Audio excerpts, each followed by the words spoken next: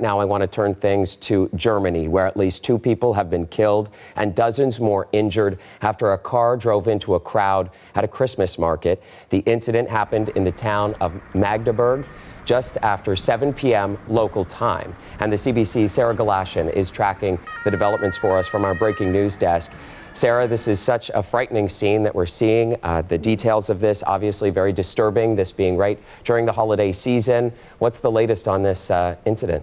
Well, Chris, as you say, right now the death toll stands at 2, and one of those who have died, a small child.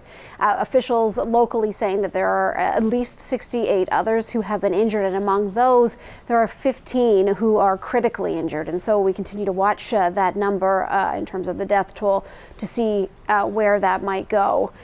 This is about 6 hours now after a dark-colored BMW plowed through a crowded Christmas market. As you say, it was about 7 p.m. just after local time. And officials are calling this, they're describing it as a terror attack. Witnesses say that the car traveled at speed into this busy Christmas market, traveling in between 2 rows of stalls that have been set up. There was a large crowd of people who were there, and that the vehicle did not slow down for about 400 meters. And they recall the scene of chaos as people tried to get out of the way, the cries and the screams as this vehicle, this car, drove into this crowd. Now, the region's leader has said that the driver was arrested at the scene, and that driver has so far been identified as a 50-year-old medical doctor from Saudi Arabia who has been living in Germany since 2006. He is, they say, believed to have acted alone. So at this point, they don't believe there's further danger to anyone in the city. But this city, as you say, Magdeburg, it is the capital of the region where it is, and Christmas market's very popular in Germany. This would have been the largest and most populated Christmas market in the city that night. Chris?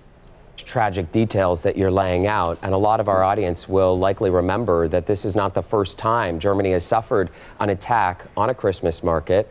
What's been done, though, to try to keep people safe? You know, it was 8 years almost to the day in 2016 that there was another attack in a crowded Berlin Christmas market. A truck was used in that case, and 13 people were killed as a result. Dozens others were injured because of what was deemed to be a terror attack. And in that case, the attacker was killed in a confrontation in Italy a few days later, and that attacker believed to have been an Islamist terrorist. We have not learned those details, what the motive might have been in this case more recently, but since 2016, security has been a big topic of concern amongst those who go to and put on these Christmas markets in Germany. And like I say, it's a very popular thing in that country. There's an estimated 3,000 Christmas markets that take place throughout Germany at this time of the year.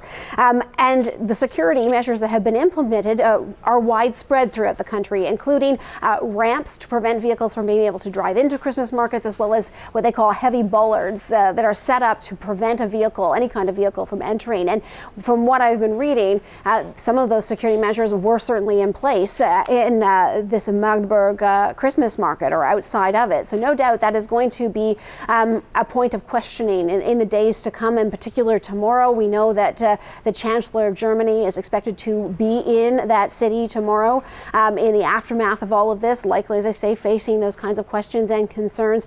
And I'll just say that this attack has been widely condemned by leaders around the world, including the leader of Saudi Arabia, who it is now Saturday there, and they have come out strongly against what has happened here. Chris? Sarah Galashan monitoring things and the situation in Germany from our breaking news desk. Thank you, Sarah. You bet.